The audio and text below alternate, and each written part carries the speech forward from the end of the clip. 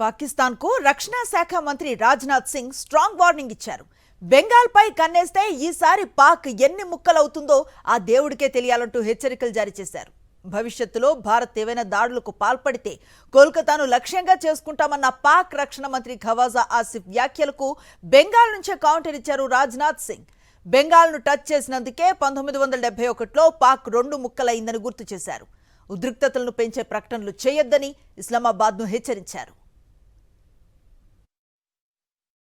इतना ही कहना चाहूँगा कि उन्हें यह नहीं भूलना चाहिए कि आज 55 ईयर पहले 1971 में एक बार बंगाल की तरफ नजर उठाने की कोशिश पाकिस्तान ने की थी, तो पाकिस्तान के 2 टुकड़े हो गए, एक पाकिस्तान रह गया, दूसरा बांग्लादेश बन गया।